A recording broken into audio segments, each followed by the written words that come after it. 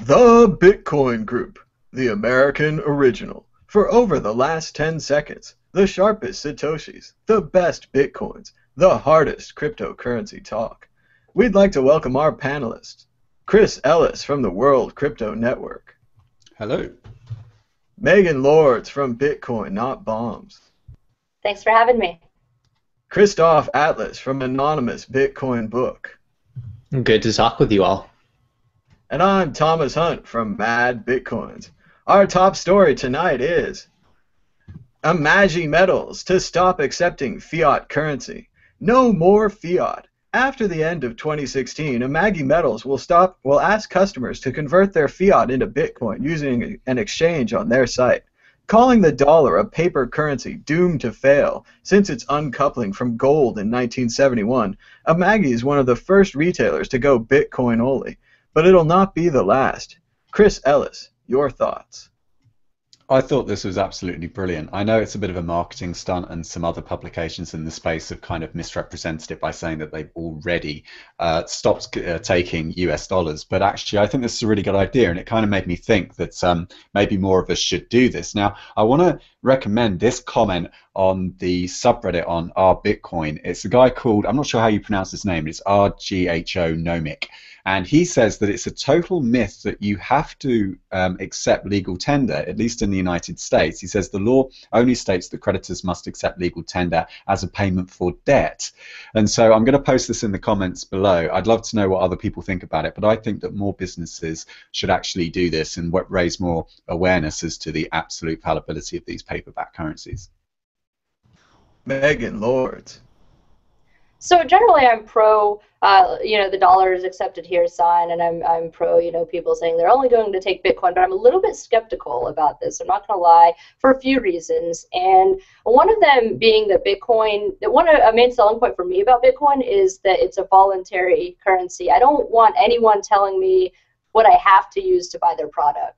So it kind of rubs me the wrong way. I mean, I'm still, of course, pro cryptocurrency, pro Bitcoin, but I don't really like being told, what I can and can't spend in the places that I'm spending my money. I also think that it's not the best move because you'd have to convert your money into Bitcoin through an exchange to either they're running or maybe they're going to go through someone like Coinbase or Bter or something like that. And I'm not generally pro-exchange. This is only going to if they do go through with this plan, which I'm also skeptical about because 2016 is such a long prediction in the future, I'm a little bit skeptical because it would basically, they would have to collect a lot of client information if they're going to be their own exchange, especially if these regulations kind of go the way they do. And it's also bolstering this idea that we need an exchange. Yeah, I'm not, when I first heard it, I was a little bit enthusiastic, but I think this may not be the best choice for them. I think for individual merchants, it's a really good idea, and I think it's a lot easier for an individual to say that they're going to take Bitcoin only. I believe Davi's doing that with shiny badges, if I'm not mistaken. I might be mistaken about that. I think it's a lot easier for an individual, but I think it's a little bit harder for a company, especially with the regulations that they already have to interact with as far as being a bullion business. So we kind of see the same things at Roberts & Roberts. There's a lot of, you got to go through all these money laundering regulations. It's a huge hassle, and I'm not saying that, obviously those regulations are horrible and all of that, but I just don't really see this as a super great choice. And I don't know, and I'm kind of leaning more towards this maybe a bit of a publicity stunt, just because it seems a little bit unrealistic to have that prediction so far in the future. But I do wish them luck, and I think it's great as far as getting support from the Bitcoin community. And from I guess an ideological perspective, I'm definitely for businesses choosing to not use dollars anymore, because I do think holding dollars is a political decision. I do question whether they're going to be exchanging those Bitcoins into dollars, though, when they have to buy back their inventory from these larger bullion houses. I don't see the U.S. Mint, for example, taking Bitcoin anytime soon, even as far as 2016. I'm very skeptical of some of the other larger bullion houses also taking Bitcoin, too. So I think it's a good idea, but I think it may be a little bit unrealistic at the moment. The U.S. Mint is going to be a hard supplier to convince to accept Bitcoin. Christoph Atlas.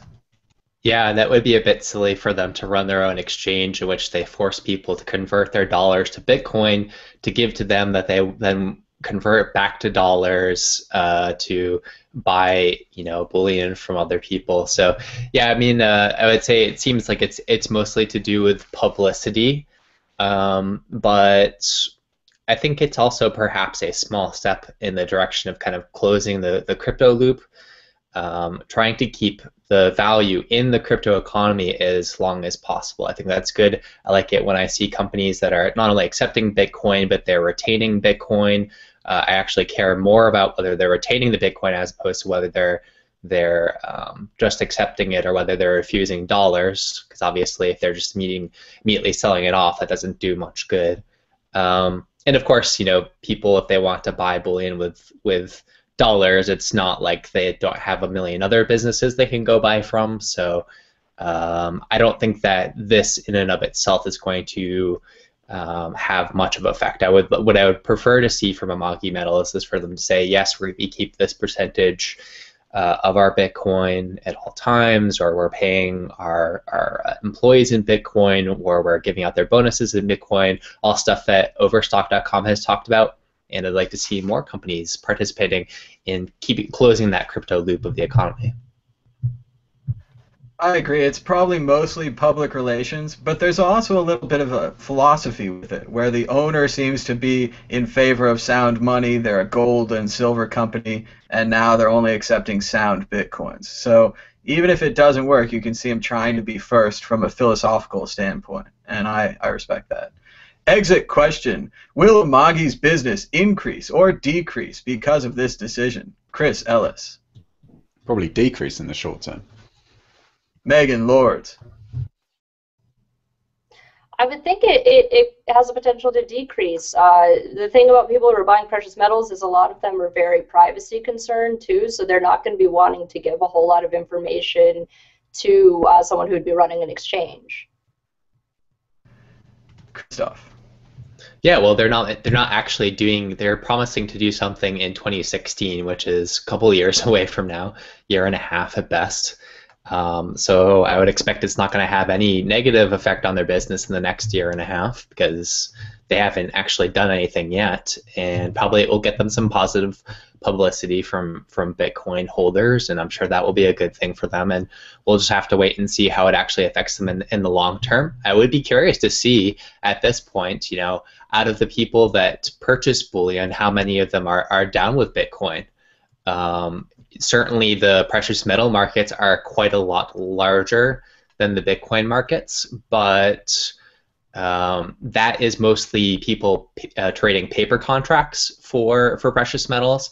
The people who actually understand the importance of not having third parties involved in the transactions, not having risk that's associated with someone else, being, going good on their IOUs to you.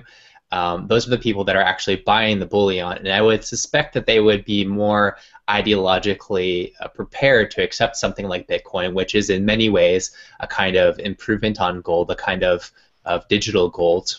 And I think that it would be really interesting to see what percentage of those people would be willing to purchase and operate with Bitcoin at this point. And it might also spread awareness. They might have not just heard of Bitcoin, and then when they go there, they're forced to use it, and they find out it's not that bad. Moving on, issue 2. Coinbase demonstrates the pitfalls of regulatory compliance. According to Reddit, Coinbase is closing user accounts if they send money to Satoshi Bet, a popular online gambling website. Some would say all Coinbase is trying to do is uphold the law, but others would say they've gone too far, sneaking into users' accounts and judging them by what they spend their money on. Megan Lords, do you agree? So this is the problem you have when you're trusting other people with your money, and when you sign up for Coinbase, it says clearly that they don't support any kind of gambling, that you're not supposed to be using the account for gambling funds. So when you sign up for them, you're agreeing to that contract, and it may not be a fair contract, you may not agree with it ideologically, and I'm certainly not opposed to gambling, but if you sign up for it, you're kind of stuck with it. if you plan to use Coinbase as a service. I don't agree that they're doing that, but this is also on Coinbase too for falling under these regulations. You know, they're trying to be as compliant as possible, and unfortunately that's going to put off a lot of people who were using Bitcoin for other things that you know, Coinbase is prohibited, you know, by law from engaging in. So I think if they continue to really try to be compliant with regulations, it's going to hinder them in a lot of other ways too. And I think you're going to gradually see people moving away from Coinbase, maybe for some other reasons also. But unfortunately, that's a side effect of trying to be super compliant with these regulations. Christoph, Atlas. So in the coming months, one of my focuses is going to be on trying to improve Bitcoin privacy, because, you know, I've been hammering at this away for a while now, but it really hasn't changed. Bitcoin privacy still kind of sucks. You have to jump through all these hoops and use a lot of different tools and go through a lot of the technical challenges to anonymize your Bitcoins. But the way that most people are using Bitcoin is not very private at all.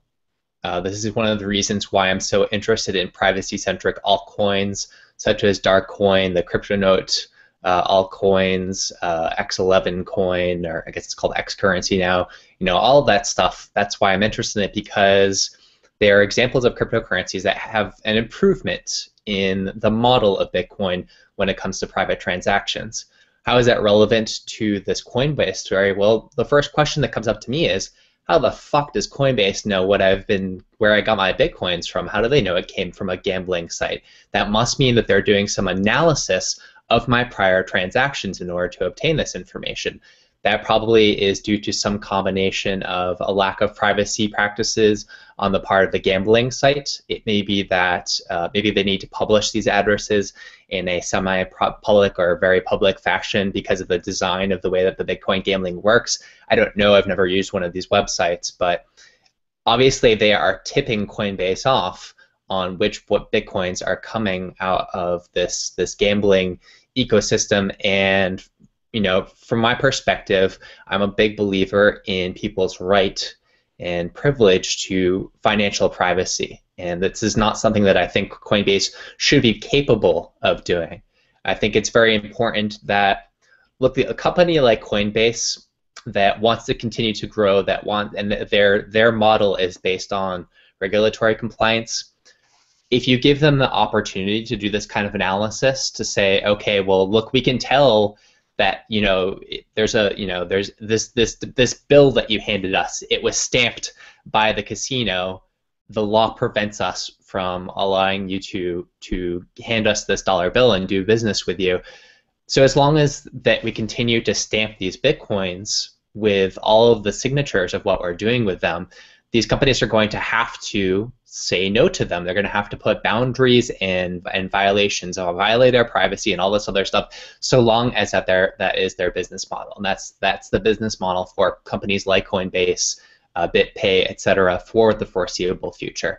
So the only possible response to this is to improve the technology, make it so that it's not possible for them to hand this information over or to say no to our Bitcoins based on where they're coming from, because they simply don't know that. And so I think this is something really, really important for the Bitcoin ecosystem to focus on and to improve, and something that I'll be focusing on for sure in the coming months. I agree, Christoph. It sounds like a technical fix might solve this problem. If the gambling websites are exposing their QR codes and Coinbase is writing them down, all they have to do is change the software, so you have to log in before you get the QR code. Gives you a custom one each time. I don't know. I imagine they'll be able to work around this pretty quickly. Chris Ellis, your thoughts? Yeah, I agree with all of the above and everything that's been said so far. I'd also point out that actually this is quite a common clause in most online businesses. I think Facebook and Google both have similar anti-gambling clauses. You're not allowed to advertise on Google, for example, if you're like a gambling site, things like that. So this isn't really to do with the US regulation, which is what the Reddit article they were citing mostly was concerned with in the comments, and that's what that article was reporting on. So I would say that's a little bit of a stretch. And again, it could just be the tip of the iceberg with these gambling websites. When are they going to draw the line? Are they going to say porn's no good next, or online this, online that, other things that you buy? I imagine Coinbase transactions were used with the Silk Road. I'm sure researchers could figure that out and expose Coinbase for their hypocrisy. But at least we know now that they're covering the taint of these addresses, right? The Coinbase has now exposed the fact that this is part of regular business practice. And they've definitely exposed a clear comparison now between them and blockchain.info, which leads us to our exit question. Do you prefer Coinbase-style wallets where they can see what's in your account and who you're sending money to, or blockchain-style where they can't? Megan Lords. Oh, of course, blockchain style. I mean, it goes against the whole premise of being your own bank when you're letting other people go through your transactions and you're giving up all of your privacy. I mean, people just need to stop using Coinbase, as far as I'm concerned, and especially any other any other exchanges who are saying that they want to comply with regulations, because a lot of them, I wouldn't even be surprised if they were taking further steps to invade your privacy just to be compliant with regulations that haven't happened yet, too. I mean, I really am distrustful of Coinbase. Christoph, Atlas. Yeah, much more about the private solutions whenever possible. I do use BitPay and Coinbase for particular use cases, but try to avoid them as much as possible. And you have to wonder too, if you don't require them to cash the money out immediately, if you don't immediately need to convert to dollars or vice versa, then it's not clear what people are getting out of using a company like Coinbase to hold their wallets. They give up their privacy, and a good percentage of the time someone hacks into their account and empties out the wallet anyway. So, to steal Blake's catchphrase for a moment, what would you people say you're doing here exactly? It's the worst of all worlds for those kind of situations. And their new vault system is not a very great improvement either. All it is you'd have to hack 2 email accounts instead of 1. So again, hackers, that's 2 email accounts instead of 1. Very difficult. Chris Ellis.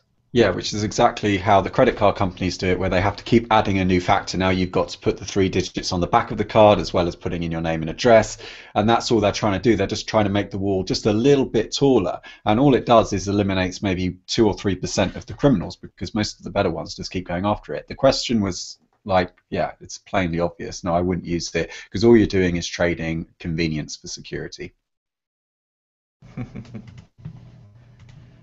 Reminds me of the Music Man. Moving on to issue 3. BTER hacked. 50 million NEX stolen. Update on last week's story. BTER didn't attempt to find the hacker. They attempted to pay them. BTER sent off 100 bitcoins to the hacker, but the hacker wanted 110. The hacker responded coyly, "The deal is off. Good night." Since then, Next has tried to hard fork the blockchain to remove the stolen coins, but less than 5% of users have switched over to the updated blockchain. Sounds like a real mess. Christoph, Atlas, your thoughts? Oh man, they really screwed the pooch on this one, huh? Wow. So they don't get the Next, they don't get the bitcoins back. I saw some comments on this article, and I thought someone pointed something out good, which is, why would you just send them the whole 100 bitcoins all at once? Wouldn't it be like, okay, I send you 10, you send me X number of Next back, and we keep doing that back and forth, so that, because what kind of integrity do you expect out of someone that just stole from you and all of your customers? What is the guarantee that they're going to do good on their promise? That's a real problem for people that entangle themselves in this kind of situation. And the only solution for an exchange like this is to do their damn homework, to secure the funds in the first place, so like this type of situation cannot happen. That's really what the focus should be on, and not these ridiculous things they're trying to do after the fact. After the fact, it's too late. Forget about rolling back the blockchain or buying them off or hunting them down or all this other stuff. I mean, this exchange is going to do what they can do, but the rest of the exchanges should be looking at them and thinking like, oh crap, we really need to prepare for this type of eventuality and prevent it from happening in the first place. And as ridiculous as it is to send them 100 bitcoins at one time, If they wanted 110, from a contract perspective, they should have sent them 110. They gave them an obvious out where they could say, you didn't send us what we wanted, so we're not going to do what you wanted. They didn't fulfill the contract. Chris Ellis, your thoughts? Yeah, again, these exchanges are the worst thing about this whole industry, and I don't know when we're going to learn our lesson. I really don't. I thought the best resource that I could find to wade through the mess was this Reddit post. I know we seem to be reporting from Reddit full time now. I don't know why we just don't make everything about Reddit from now on. But this seemed to have the most insight on it that I was able to discern. There was a whole kind of clusterfuck. Oh, that's the address where the guy got his, his stolen NXT to. And then there was like a clusterfuck on the NXT forum. And bear in mind, it wasn't even their fault. And to their credit, they didn't go with what Verycoin did, with a very, very rollback and a very, very dishonest way of running a coin. So they kind of at least did the right thing as a coin. They did as much as they could. But yeah, the whole thing just seemed like a real mess to me. I didn't really follow. I found it hard to follow the story because I just kept hearing lots of different things from lots of different quarters. So all of the customers got their money back. Is that right on the exchange? That's what I've just heard when I've been reading through that.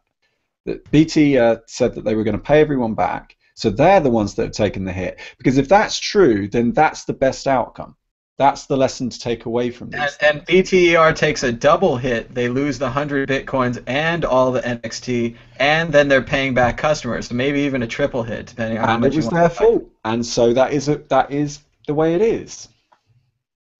And it is incredibly ironic that NXT already has a decentralized exchange built in, and that's part of their model. But again, it's a centralized exchange, a central location, fixed fortifications where it was hacked. Megan Lords. So this is the problem with exchanges, and it looks like they really need to beef up their security practices and be extremely careful. And I keep seeing conflicting reports of like it says at the top of this Cointelegraph article, all but roughly 8.3 million NEX have been returned to BTR. So it says presumably thanks to undisclosed negotiations, but I'm having a hard time verifying this story. If that's the case, then that's really interesting. That was on the subreddit that I'm going to post in the comments now. That seems to bring some clarity. Apparently they had some leverage because they had some IP addresses and stuff about the hacker. That might have been a previous story before they had the deal, and then when the deal fell apart, I'm not sure if they got the coins back. It's unclear. Right, that's what I'd like to see, is a little more clarity in general in this situation, because yeah, it doesn't seem like the news has been updated, for a couple days now. Yeah, I mean, just a really, really dangerous situation, really, really horrible too for Nextcoin. And it's just one of those things, like, you really, really have to be careful with these exchanges. And I do think, like, giving the hacker 100 Bitcoin before any kind of agreement or delivery on things was a poor choice. But after a huge hack like this, people may not be thinking logically about these things. They may just be in a panic to try to, restore these coins to their rightful owners. So it's just watch out, be extremely careful out there. Exit question. What can we learn from this mess? Christoph Atlas. Keep your stuff off exchanges as much as possible unless you're actively trading those funds, and the exchanges need to step up to the plate and figure out whatever is necessary to do a cold storage or a cold storage analog in the case of NXT, and do the stuff that we've known about for a year or two now in terms of securing customer funds. There's little excuse at this point. Chris Ellis. Yeah, that we should stop keeping our funds on these centralized scams. Someone in our comments, Roger Moore, is saying that the thief gave back 43 million NXT. That's not bad. Megan Lords. Yeah, I think Chris and Christoph said the same thing. I'm going to say don't trust these exchanges because it's rare that it's that anywhere returned is astonishing to me, honestly. I mean, usually once it's gone, it's gone. So yeah, don't let the fact that any were returned somehow give you faith in exchanges of any kind. That's not the case when these hacks happen. So don't trust exchanges. Moving on, issue 4. New York extends comment period for Bit license proposal. 45 days was not enough for the New York Department of Financial Services to regulate the truly unregulatable cryptocurrency, saying that New York can't risk getting Bitcoin regulation wrong. Super Nintendo Lawsky, he of the quad monitors, impressive but still running the default Windows XP rolling Green Hills background, depressing, is still dedicated to being the first, and thus wrong. Will another 45 days help? Will they suddenly understand that Circle's Jeremy Allaire and many other Bitcoin business owners were not kidding when they said they would ban all customers from New York? Lawsky laughed, but do they really want that to happen? Christoph, Atlas. All right. Yeah, so this is more astroturfing. It's more feigning interests on the behalf of the regulators. Oh, we're just getting all these wonderful ideas, and we're reading them very carefully. We've got a team staffed round the clock that's going through each letter and putting them categorizing them carefully, pile by pile, based on the feedback that we're getting. I'm imagining probably a giant pile that's got the category called trash can. But yeah, so I think that they're posturing about whether they're getting feedback from the community or not. To me, I don't care about this. It's words, and I don't believe it whatsoever. But I think that the language that we use to talk about this story is very interesting. And right now, I'm seeing that Bitcoin news outlets are allowing people like Benjamin Lawsky to set the narrative and to choose the language that we're using. And I think that is very unfortunate. They keep quoting him saying, oh, we need to make sure that we're going to get this right. I think that if we take a really careful approach to this, that we're not going to stifle innovation. These are ridiculous statements. The relationship between regulation and innovation has been well understood by economists for a long, long time. Clearly, Mr. Benjamin Lawsky has not, bothered to read any of these texts.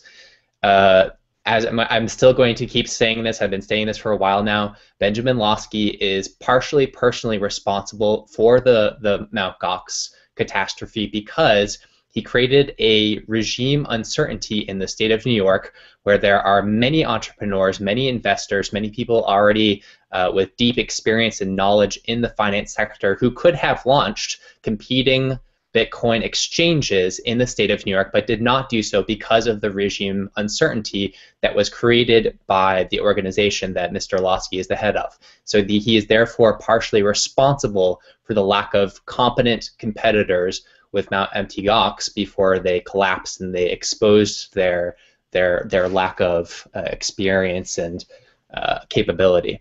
So that's one thing. So the idea that he's going to stifle innovation or that he's going to slow down the rate of progress, it's not a hypothetical. This is something that's already been taking place in the state of New York for years. I've talked to many new entrepreneurs who have told me personally, yeah, I was going to do this thing. I've been living in New York City and I'm stalling my plans, or I'm changing my game plan, or I'm waiting until I can move out of the state before I actually launch my business because they're concerned about the regulatory uncertainty there.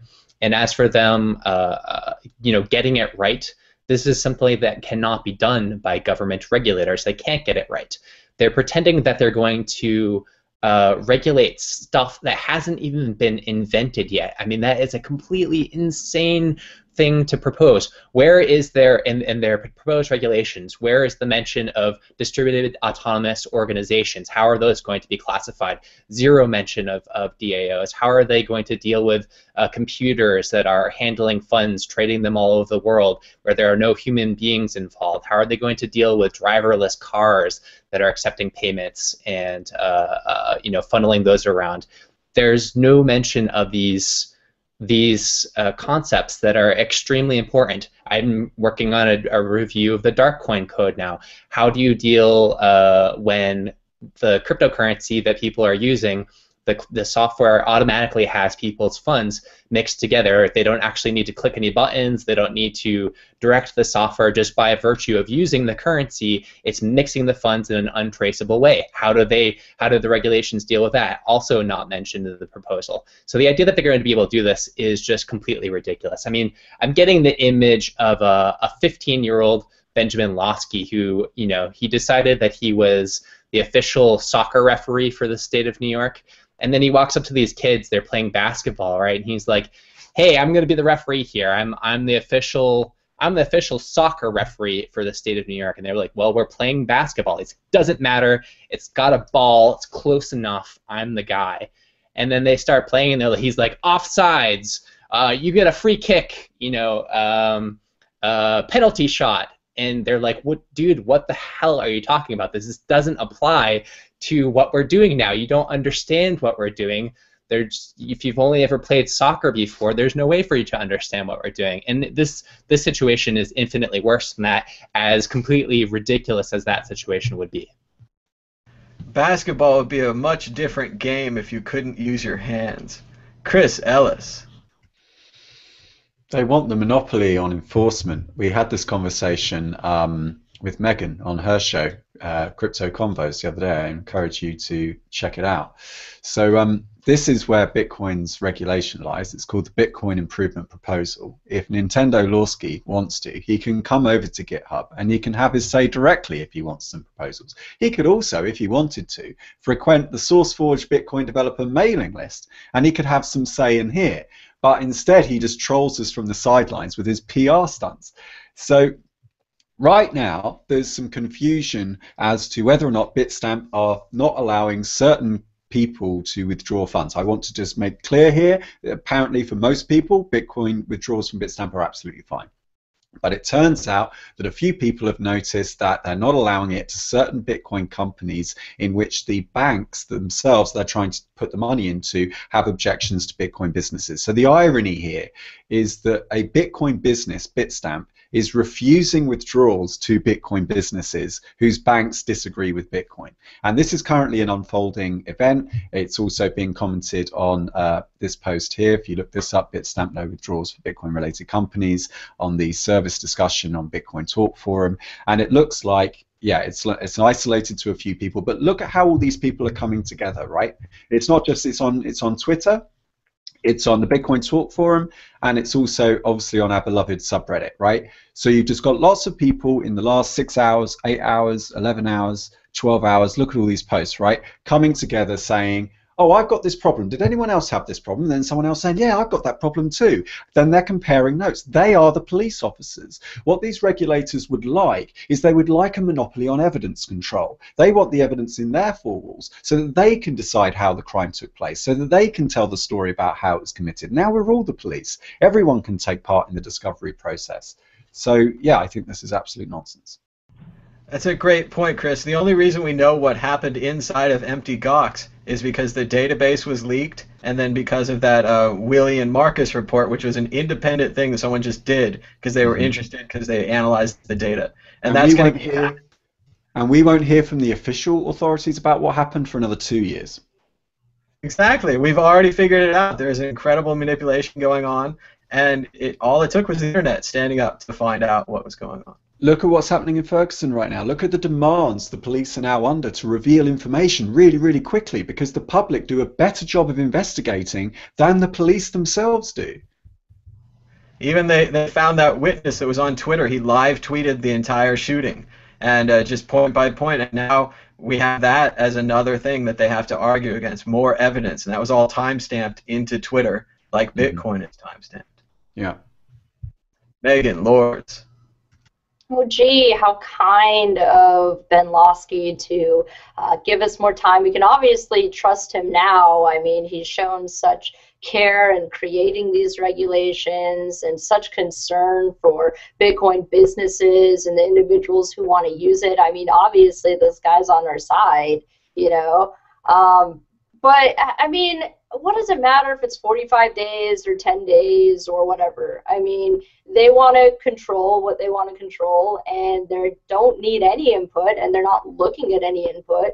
Like Chris said, they could easily engage with the community if they really wanted to, if they actually cared what we think, but they don't give a shit what we think because they don't have to care about what we think. So I think it's really important to keep in mind that these people are not your friends, they are the enemy, and like Christoph said, if you're allowing them to shape the narrative, then that's a part of their control plan too. That's part of you know, them trying to play this as if they're in some like nice middle ground, like, oh no, we just want to help you, you know, acting concerned. It's all an act. These people don't give a shit. Like they just don't care. I mean, that Bitcoin publications are even considering him as some kind of ally or something, or even some of the larger Bitcoin businesses is astounding. I mean, this is someone who's worked in the banking industry for so long and has ties to just really, I mean, if you look into it, it's some really, really disturbing things. So, yeah, this person is not on our side. And these regulations, I mean, anyone who's read them, I think it clearly shows how little they understand Bitcoin just by the way the regulations are written. And some of the appeals that people have been making are actually pretty good. I did get an email of the Digital Chamber of Commerce, I believe. You know, I've been getting their updates, and they sent out, you know, this is the letter we sent to Ben Lawsky, and they were making some excellent points. You know, like these other things aren't regulated, and they shouldn't be regulated either. Talking about like Google Wallet and things like that, and basically saying a lot of times that we're saying, like, you know, it's clear that you're not really understanding this technology, and you're trying to over-regulate things that don't even exist yet. And it's insanity. And to say that somehow Ben Lawsky is showing some kind of concern for the community by extending this commenting period is just insane. I mean, it doesn't matter how long they extend the commenting period, they're going to end up doing what they want to do. And it's not help you or me or anyone else. Yeah, he's really slimy. I love that point. He's just being a real slime ball. It's called the Delphi technique. You should look that up. It's a technique where you sort of pretend to be empathetic, so that it's like, I'm on your side, I'm listening to your concerns, I feel your pain, but actually it's just a PR stunt, and it's grotesque. Right, and they've been doing this as long as politicians have been around. I mean, that's what they're paid to do. They're paid to distort things and lie to you and make you seem like they're your friend anyway. But look, he's not a politician. He's a public servant. Just like this guy that I'm showing here, he was the Iraqi minister of propaganda, and we all remember that during the original invasion of Iraq, this guy was shown all over American TV, and people took him very seriously, and they understood that he was empathizing with the Iraqi people, and that he was completely relating the complete and utter truth because he was at the head of providing information about the military conflict. So why would he ever lie about it? We should have, we should applaud Benjamin Lawsky for representing the honest truth about his concerns about Bitcoin regulation, just in the way that we celebrated this man as a true truth teller. Very good. Exit question. Given another 45 days of review, the New York regulations will be unchanged or exactly the same? Chris Ellis. Don't give a fuck. Megan Lords. Yeah, I second that. They might make some tweaks or something, but it ultimately doesn't matter. They're going to write what they want to write, and it's going to be terrible no matter what. We seem to have lost Christoph, but I'll assume he'll say that it was unchanged as well. Moving on to question and answers. There's still a chance to put your question in, but probably not a lot of time, so type quickly. We only have one question so far. From the comments, it says, how many of you agree with Max Kaiser saying that Bitcoin will go to $1 million a coin someday? Chris Ellis. Yeah, we had this question on Megan from the same guy. Yeah, I just think all these price targets, what do you want to look up? You want to look up anchor and adjustment, I think. Yeah, anchor and adjustment heuristic in social psychology, are sometimes just known as anchoring. It's also used in behavioral economics. It's basically, for example, if I say to you 20, and then 2 minutes later I say, what's the population of Nigeria? You are more than 50% likely to say 20 million simply because I got you ready with the 20 in your head. It's totally arbitrary. So the reason is because your mind automatically favors things in short-term memory over things in long-term memory. What Meester and people like Max Kaiser are trying to do is they've already got a large stock of Bitcoin investment that they put in themselves. They need that price to go up.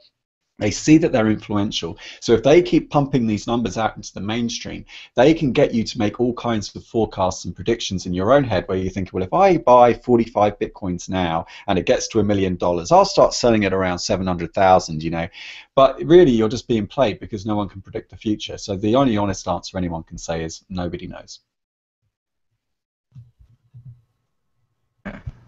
Megan Lords.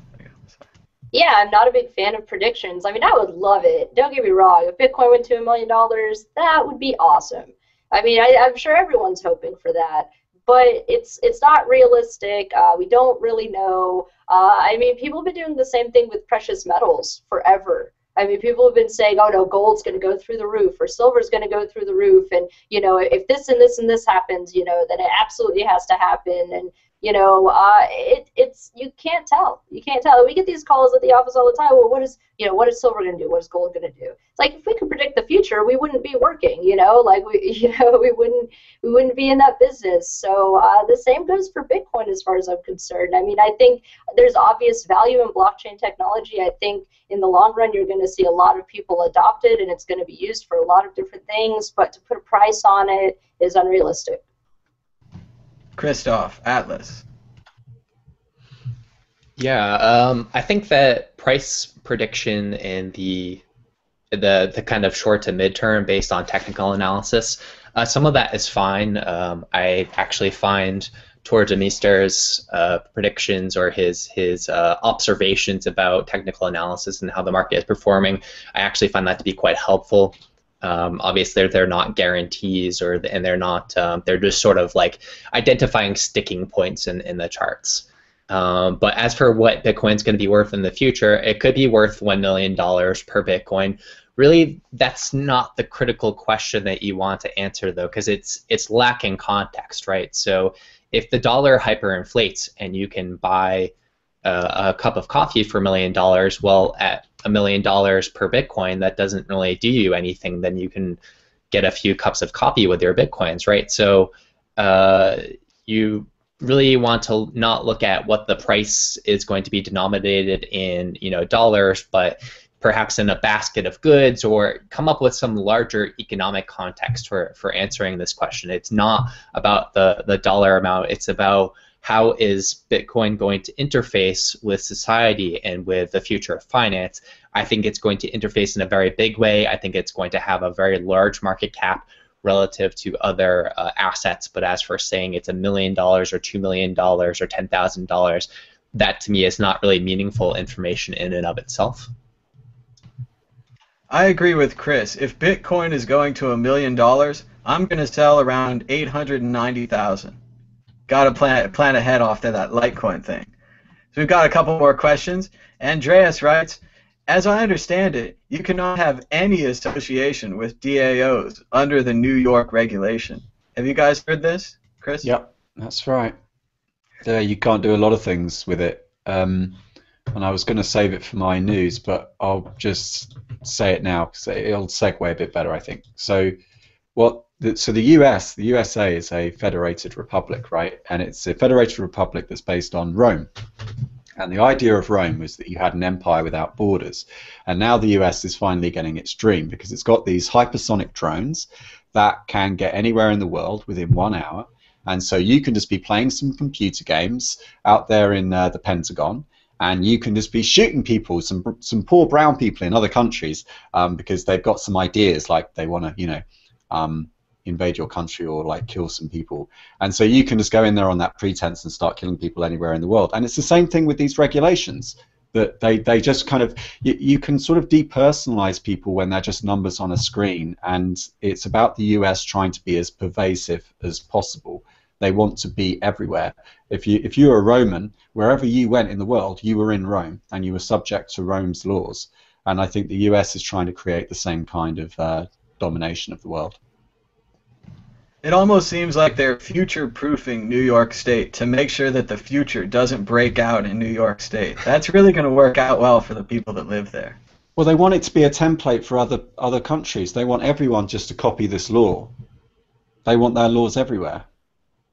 One of the comments that Benjamin Lawsky made in regards to this whole extending the deadline thing that was just particularly infuriating, right? He was like, well, there was all these people that thought like we were going to have to approve every line of code that they write and that programmers can be subject to this and blah, blah, blah. And we were really surprised, and we went back and read it, and we were like, yeah, I guess you could kind of see how you could read it that way, but that's not what we meant. And they're treating it as if like, oh, it's like this honest mistake, but no big deal. Like that's not what we mean. You know, don't read what we wrote. Just read what we mean, right? This is infuriating because every day, an uncountable number of people are crushed under the totality of the state by the vagueness of language and the sheer amount of languages out there. There have been law professors who are entirely on the side of the state who point out that there is not a single person under above the age of 18 in the United States that couldn't be indicted for some serious federal crime just because the total number of laws that are out there is uncountable. You can always go out there and find some obscure piece of text that's written on some piece of paper that has been, that's rich law that you can apply on someone if they get on your bad side and you're the guy with the gun. That applies to every single person in the United States, and I can only imagine that it's worse in the vast majority of countries in the world. And this is just another stack of paper for someone to go in and find some little technicality or some little interpretation of some vague language to say, oh well, you know what? I had 5 years ago when I wrote this law, I had no fucking clue what a distributed autonomous organization was, but I don't like you, and you did something with these DAOs, and so hey, guess what? You broke the law, so say I. And this is what ultimately these regulations are about.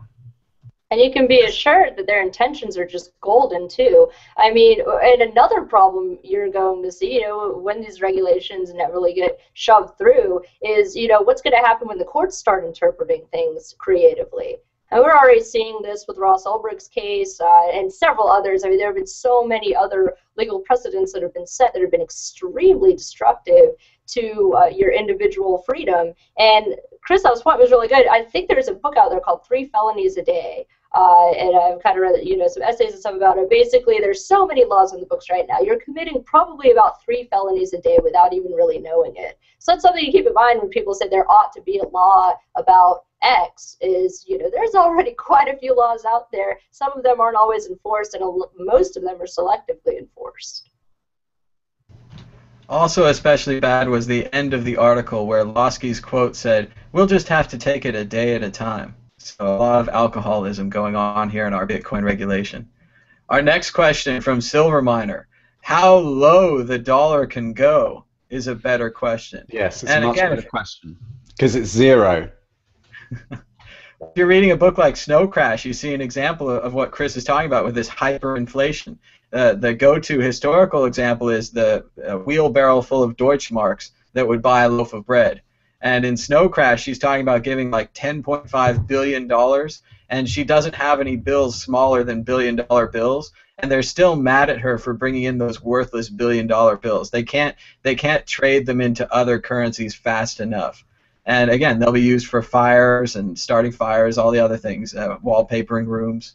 Paper currency has a lot of legacy value, as we saw with the Deutschmark. So.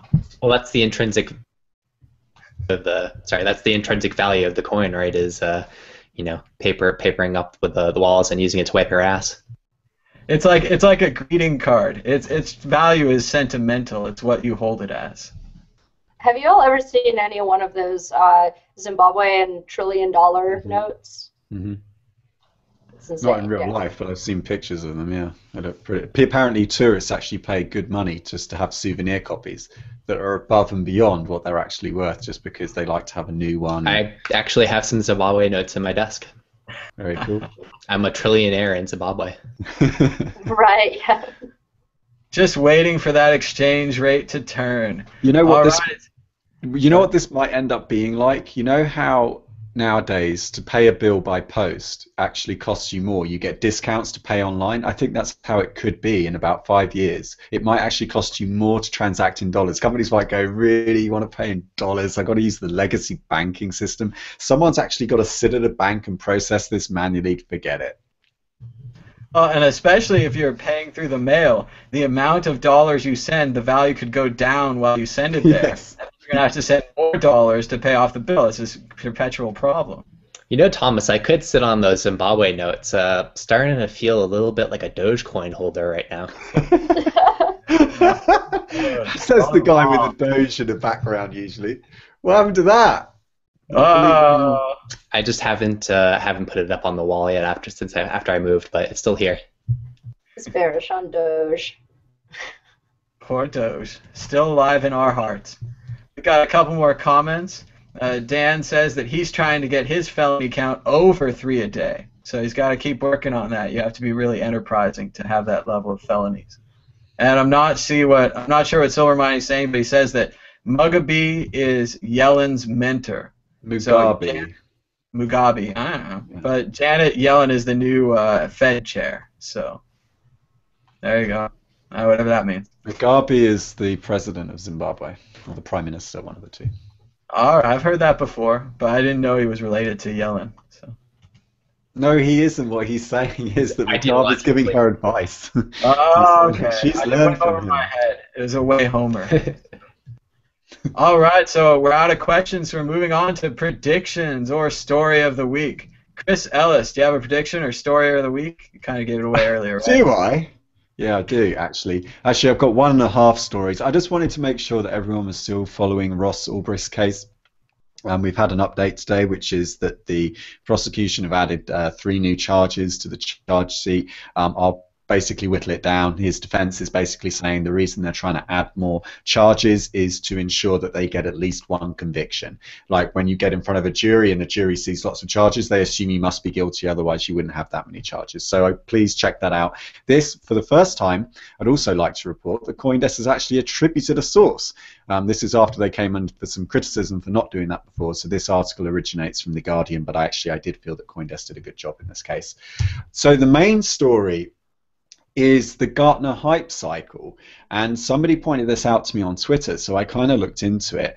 And so if anyone doesn't know, the Gartner are like a consultancy firm that advise businesses on the next big thing, and they have this thing called a hype cycle, which starts off with like a really sort of early stage, like bio 3D printing, connected homes, bioacoustic sensing. So it's a very, very early innovation. That technology then reaches a peak of inflated expectations, like a hype. It then goes through a trough of disillusion, and then over the next few years or so, it becomes slope of enlightenment, and eventually it just becomes normal, right? And we just accept it. So this is Gartner's published. They publish this every August, and they try to advise people on what the next big thing is going to be, when you should invest, all this kind of thing. So this year, cryptocurrencies appears just before the trough of disillusionment, everybody. So Bitcoin has had its day, it's over the hill, and now it's going to go through a long period. It's blue, which means they're not expecting cryptocurrencies to be part of the plateau of productivity for another 5 to 10 years. But then I kind of did some digging, and I realized that cryptocurrencies weren't present on the previous year, and they weren't present on the year before that either. So this is actually the first time Gartner have even acknowledged it, despite the fact that Bitcoin was invented in 2009 and was in develop in 2008. So this just goes to show that these people know absolutely nothing. Also, I'd like to draw your attention to the fact that this article here is mostly bullshit. And if you read it, it just reads like some really old school blog, and they're clearly out of touch. It takes part in what they call a post-Nexus stage roadmap that focuses on the convergence of people, business, and things. So that's just a load of bullshit, and it's just a load of buzzwords, and they don't really mean anything. And so my prediction is that people will continue to make bullshit predictions because the future is fundamentally unknowable. It's infotainment. Yeah. Megan, Lords, do you have a prediction or story of the week? Well, that settles it, Chris. I'm selling all my Bitcoin and other cryptocurrencies. I'm out.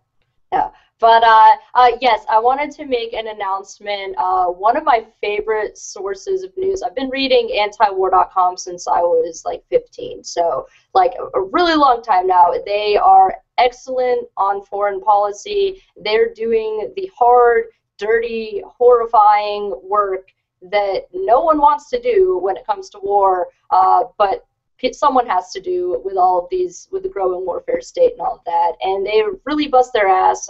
Angela Keaton is a good friend of mine. They're doing a fundraiser. Here's a link to that. I'll put it in the chat for you. They're doing a fundraiser, and Bitcoin donations to antiwar.com will be matched up to a total of $10,000 in Bitcoin. So please support them. I can't talk about how awesome they are enough. Excellent, excellent source of news on foreign policy. They're all over the place too. I mean, they're covering wars, covert wars, overt wars. I mean, a lot of people think that, you know, there's just a few, you know, major wars going on here in certain parts of the world, but there's such a wide variety, and it's a very depressing thing to think about. But they are really putting the hard work in and really busting their asses.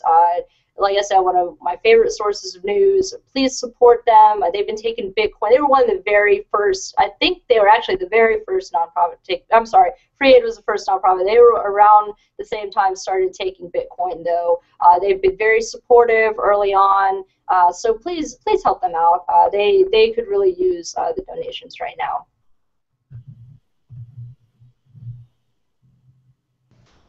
Christoph, Atlas. Yeah, so it's interesting seeing this this chart of the progression of technologies.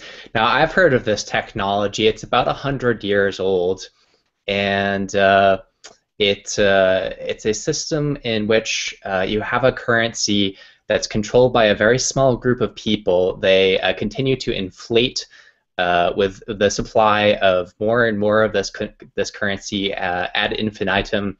And they basically get the value derived from the future productivity of the unborn, and it's used to start wars. And I would like to know where fiat currencies lie on this little graph that they have here. Is it in the slough of disillusionment, or you know, where on that line does the fiat currency thing hold up? Come on, because it certainly is a technology, and I think a rather disappointing one as far as humanity goes.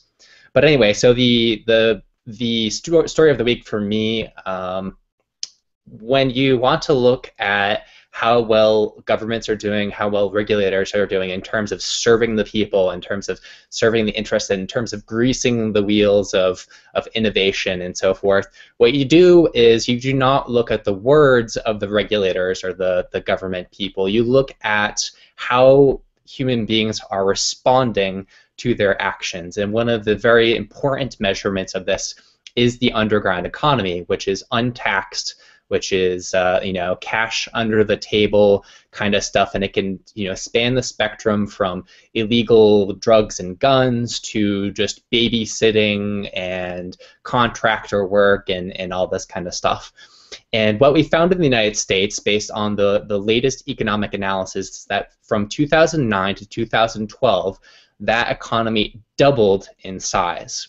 So over the course of 4 years, the U.S. underground economy, untaxed, doubled in size. Let me see if I can just pull up real quick what the size of that was underground economy doubles. Yeah, so it's now went from a $1 trillion economy to a $2 trillion economy from 2009 to 2012, just in the United States, which is highly regulated and highly controlled, capital controls and tariffs and all that kind of stuff. And I think that we can expect to see more and more of this growth in the future. Who knows what it is in 2014? We haven't done the economic studies for that yet, but I think we'll see more and more of this growth. As I've mentioned many times before, already more than half of the world's workers are involved in the global underground economy, and by 2020, we'll see at least 2/3 of the workers involved. And I think that cryptocurrencies are going to be a huge part of that future, and we're just going to see more and more of that growth as the iron glove of the state tries to squeeze the people that they're supposedly serving harder and harder, and we slip through their hands and join the dark economy. Excellent prediction. Chris Ellis, one more thing to say? Yeah, I wanted to thank Stefan Gillis on Twitter for buying me this cider. Thank you very much. I ended up buying it. I'm enjoying it whilst we've been having the show. I'd also like to say a big thank you to someone who just donated a Bitcoin whilst we're on air to me as well. That's very kind. I actually know who it is, but I'm not going to say in case they don't want me to. But thank you. That's very kind. Very cool. And now, moving on to my prediction. Sorry, could I just add one more thing? Sorry to interrupt. To the antiwar.com thing. By the way, the reason they started. One more thing. So I wanted to clarify the reason antiwar.com started taking Bitcoin was because they found out they were being spied on by the FBI, and the FBI was trying to get a lot of their information and attacking their donors even, and this scared off a lot of donors, and they switched over to Bitcoin so that no one could stop their donations. And as far as I know, they're still being spied on, so they really need your help, because this is not some like conspiracy theory, like, where someone's sitting with a tinfoil hat, like, oh, the government's out to get me. No, like, the government is actually out to get antiwar.com. So go ahead and donate through the QR code right now on your screen at antiwar.com/Bitcoin. Moving on to my prediction. Camp Bitcoin is no more. Long live Camp Dogecoin. Dogecoin, Dogecoin, Doggycoin? Meet Mad Bitcoins at Camp Dogecoin at 8:15 and E Street every day at 4 p.m. We'll be joining up with Tom and Gary's decentralized dance party to spread the spirit of cryptocurrency to all burners, because Dogecoin is about fun and Bitcoin is about money. But you can't have one without the other. Oh, we're out of time. Until next time, bye-bye.